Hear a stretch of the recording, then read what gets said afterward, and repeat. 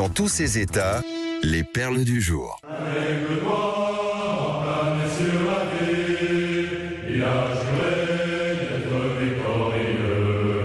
victorieux. Maud Koffler, j'y faisais allusion dans mon sommaire et dans mon humeur, le devoir de mémoire nous sommes le 11 novembre 1918 et évidemment on se concentre sur le souvenir de cette tragédie et pourtant une tombe de la Première Guerre mondiale a été profanée à Tézilleux dans l'Ain.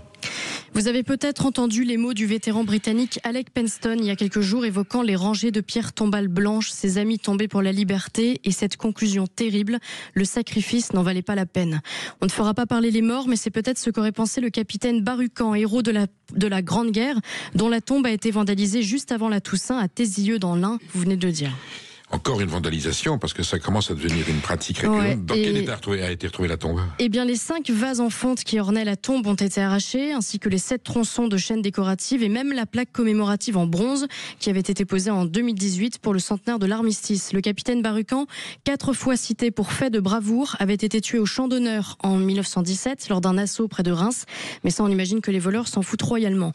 La petite nièce du capitaine Barucan, Isabelle Fustier, n'a pu confier à la presse locale que son dégoût devant cet acte dépourvu de sens. Et si la valeur matérielle du butin semble dérisoire, la blessure morale, elle, ne se répare pas, dit-elle. Et pourtant, Maud, c'est pas le seul cas. On en compte d'autres. C'est pas le seul cas. Dans le même département, le monument funéraire de la famille d'Antoine de Saint-Exupéry a été vandalisé la veille de la Toussaint aussi. Alors on imagine que ces dégradations sont essentiellement motivées par la revente d'objets décoratifs et naturellement aucun auteur de ces actes de vandalisme n'a pour le moment été identifié. Et je voudrais ajouter que si la France assumait un peu son devoir de mémoire, si l'école enseignait la petite et la grande histoire, notre indignation ne serait pas minoritaire. Et là vous verrez que personne n'en parlera à part Le Figaro et la presse locale et nous, parce que pour la majorité des Français, une tombe c'est quoi? C'est un ramassis de pierres. Et notre rapport à l'héroïsme, ce sont des policiers et des gendarmes applaudis en 2015, caillassés en 2025. C'est très éphémère. Et ben justement, nous y revenons à 12h45 avec un officier de gendarmerie qui va nous parler du devoir de mémoire. Enfin, vous voyez, aujourd'hui, alors on pille le Louvre, j'allais dire les bijoux de l'histoire de France, ensuite on pille les tombes, mais on est dans la barbarie totale. Ouais. Et puis une information singulière et très importante. On apprend que Ségolène Royal, candidate à l'élection présidentielle en 2007, aurait aimé être élue a posteriori après la condamnation de Nicolas Sarkozy. Oui, la scène était sur tous les écrans hier, évidemment, elle a défrayé les chroniques. Certains ont même pensé à un montage, une fake news, vous voyez. Et Ségolène Royal, très sereine d'ailleurs, conclut que les différentes condamnations de Nicolas Sarkozy, mettant l'accent sur les problèmes de financement et les fonds illicites dont il aurait pu disposer, eh ben on pouvait en conclure que le résultat de l'élection présidentielle était faussé, puisqu'avec, comme elle a dit, tant de moyens, il a contourné quelque part le scrutin par des moyens financiers dont elle ne disposait pas, que donc ce résultat n'est pas légitime, et que si ce résultat n'est pas légitime, eh ben il fallait donc peut-être l'inverser. Elle le dit sur TF1, Bruce Toussaint lui dit, mais enfin Ségolène Royal, le score est quand même sans appel. Je crois qu'on est à 46-9 et 53-47. En gros, il n'y a pas de contestation. On n'est pas à quelques milliers de voix.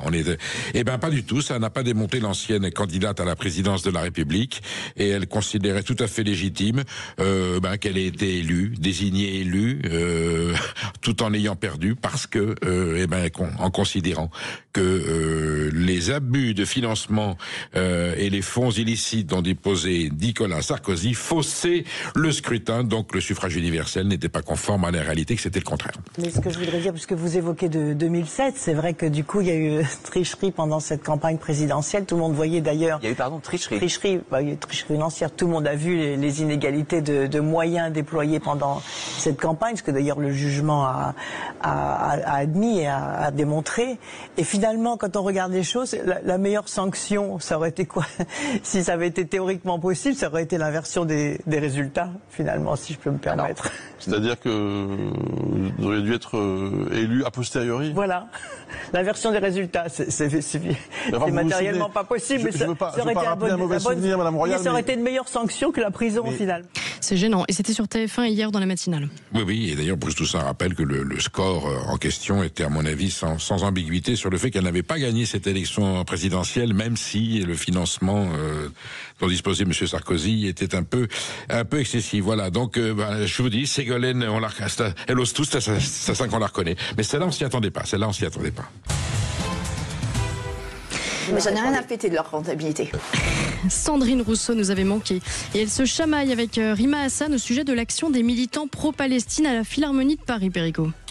Oui, Sandrine Rousseau considère que c'est un instant de culture, c'est un instant de musique, et que l'irruption de personnes mal intentionnées qui interrompent le concert avec des gestes violents est absolument inacceptable.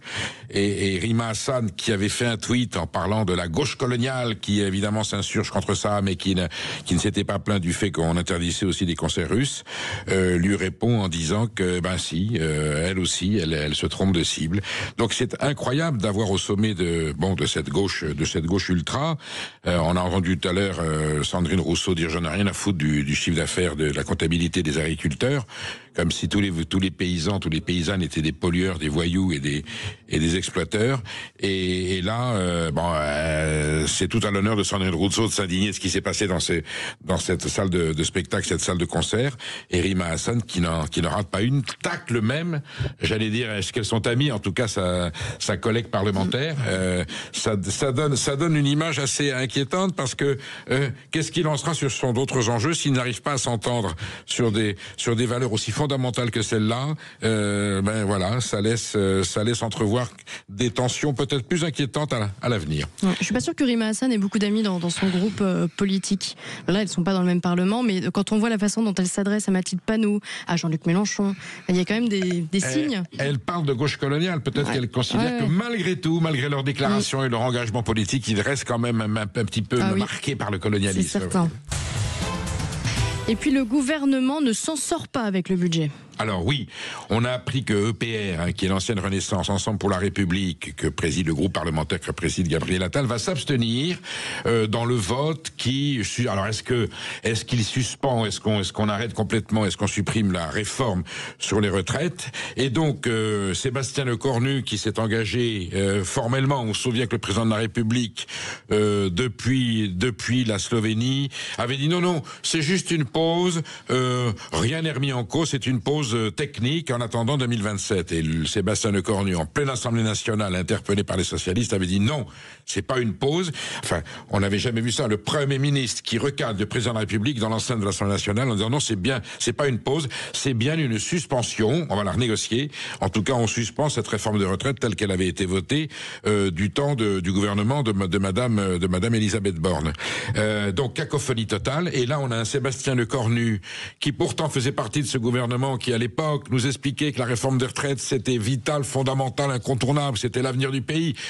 Ce qui est vrai pour des raisons démographiques, la population vieillit, il faut trouver une solution. Alors est-ce que cette réforme était la bonne ou pas la bonne? On ne sait pas, la retraite à points, allonger le temps des cotisations. En tout cas, il faut trouver une solution. Voilà, il faut partir, il faut travailler plus tard, il faut cotiser plus. Sinon, les gens qui partiront à la retraite ne trouveront pas de financeurs dans la population active pour pouvoir assumer leur retraite. Et vous, ma chère Maud, je m'inquiète pour vous. Et même Julien, qui est notre réalisateur, lui aussi.